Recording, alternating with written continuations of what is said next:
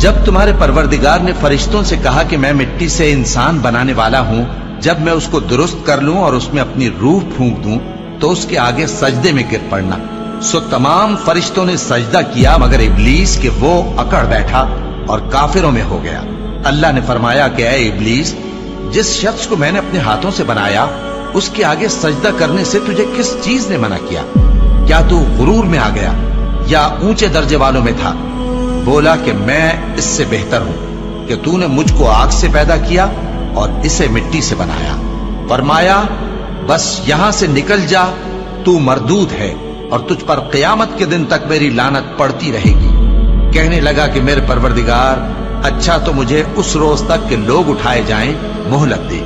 فرمایا کہ تجھ کو مہلت دی جاتی ہے اس روز تک جس کا وقت مقرر ہے۔ کہنے لگا کہ مجھے تیری عزت کی قسم، میں ان سب کو بہکاتا رہوں گا سوائے ان کے جو تیرے چنے ہوئے بندے ہیں۔ فرمایا ٹھیک ہے، اور میں ٹھیک ہی کہتا ہوں کہ میں تجھ سے اور جو ان میں سے تیری پیروی کریں گے سب سے جہنم کو بھر دوں گا۔ اے پیغمبر، کہہ دو کہ میں تم سے اس کا صلہ نہیں مانگتا اور نہ میں بناوٹ کرنے والوں میں ہوں۔ یہ قرآن تو اہل عالم کے لیے نصیحت ہے اور تم کو اس کا حال کچھ وقت کے بعد معلوم ہو جائے۔